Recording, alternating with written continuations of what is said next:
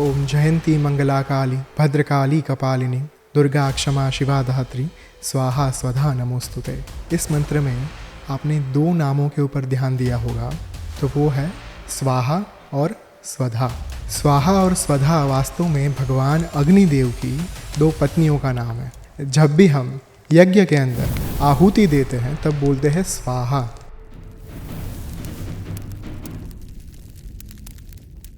तो प्राचीन काल में देवी स्वाहा का ये कर्म था कि अग्निदेव को अर्पित की जाने वाली सारी आहुतियाँ वो देवताओं तक पहुँचाए। लेकिन एक बार ऐसा हुआ कि एक राजा था जिसका नाम था राजा श्वेतकी। उनको एक बार इच्छा हुई कि 100 साल तक यज्ञ करना है। अब 100 साल तक यज्ञ करने के लिए एक भी पुरोहित उनको यज्ञ कार्य करवाने के लिए तैयार नहीं था। 100 साल लंबा यज्ञ कार्य आखिर कराएगा कौन?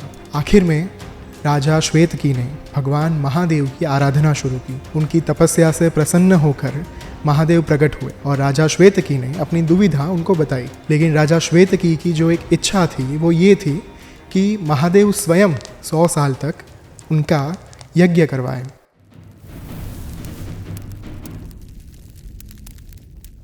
महादेव के लिए वो इसलिए संभव नहीं था क्योंकि उनको शमशान वैरागी बोला जाता है, और शमशान वैरागी होने के कारण वो किसी को यज्ञ नहीं करवा सकते। तो महादेव ने एक निराकरण बताया। राजा श्वेतकी 12 साल तक कंटिन्यूअसली यज्ञ कर सकते और यज्ञ में घी की आहुति दे सकते हैं। तो महादेव उनके लिए एक ऐसा निराकरण लेकर आएंगे कि राजा श्वेतकी 100 साल तक यज्ञ कर पाएँ। और ये एक कठिन काम था, बहुत ही बड़ा पड़कार था राजा श्वेतकी के लिए। लेकिन उन्होंने किसी तरह 12 साल तक यज्ञ में आहुतियाँ दी घी की, और 12 साल के बाद महादेव प्रसन्न हुए और महादेव ने ऋषि दुर्वासा को ये आदेश दिया कि राजा श्वेतकी के लिए 100 साल तक यज्ञ किया जाए।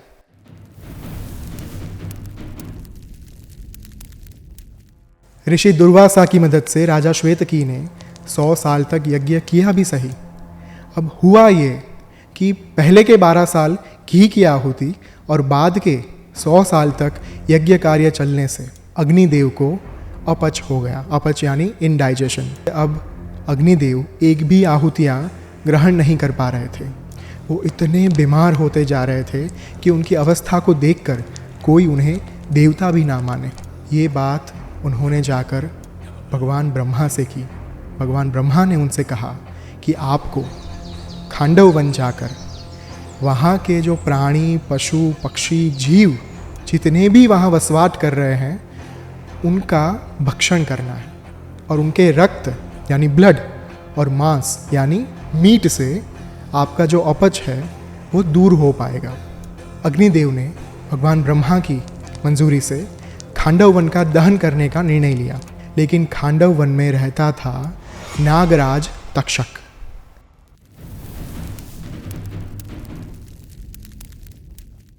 तक्षक की मित्रता मेघराज इंद्र से बहुत ही प्रबल थी, और जब भी अग्निदेव खांडव वन का दहन करने की कोशिश करते उस वक्त पे मेघराज इंद्र आके खांडव वन के ऊपर वर्षा की बारिश कर देते। अब इस वजह से खांडव वन का दहन नहीं हो पा रहा था।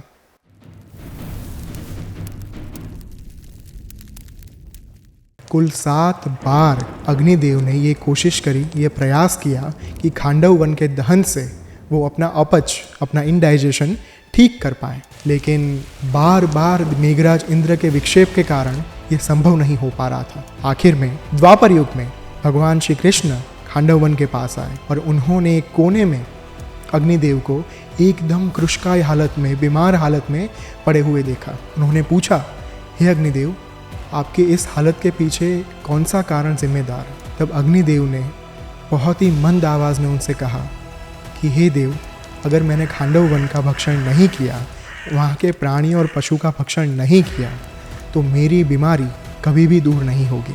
और अग्निदेव की ये व्यथा जानकर भगवान श्री कृष्ण ने उनको वचन दिया कि आप खांडव वन का दहन ज़रूर करेंगे।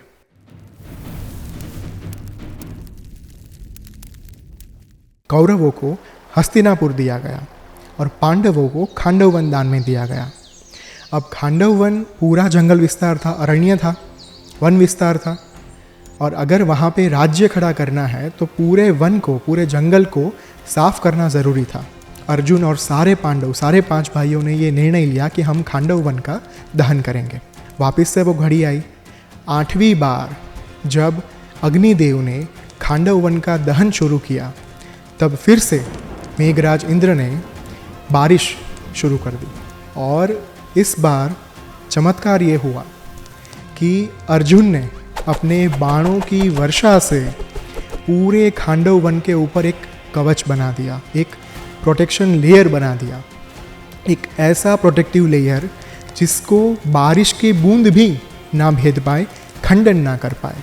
और तब जाकर अग्निदेव ने समस्त खांडव वन का भक्षण किया और उनका जो अपच था, उनका जो इंडाइजेशन था, वो प्रॉब्लम, वो समस्या दूर हुई।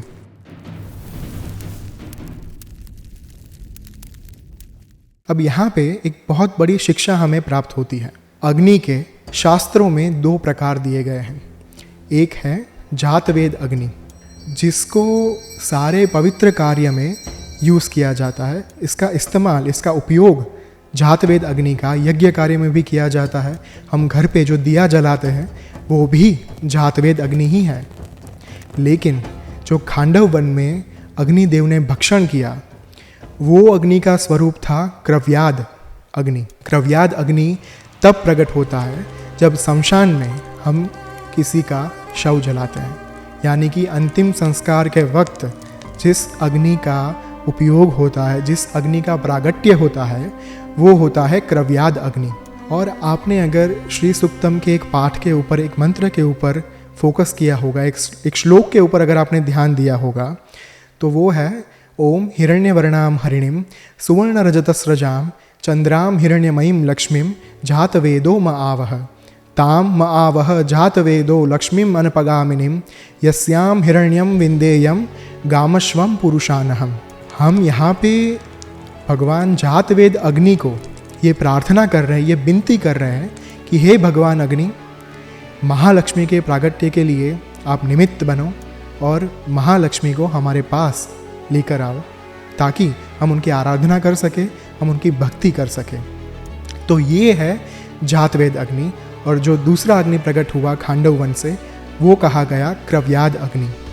तो यही थी अग्निदेव की एक ऐसी कहानी जो शायद शास्त्रों के एक छोटे से कोने में जाकर छिपी हुई थी, लेकिन आज राज के व्यूअर्स के लिए हम लोगों ने ये कहानी उजागर करी आपके सामने। आशा रखता हूँ ये कहानी आपको बहुत अच्छी लगी होगी। तो don't forget to like, share and subscribe Raj.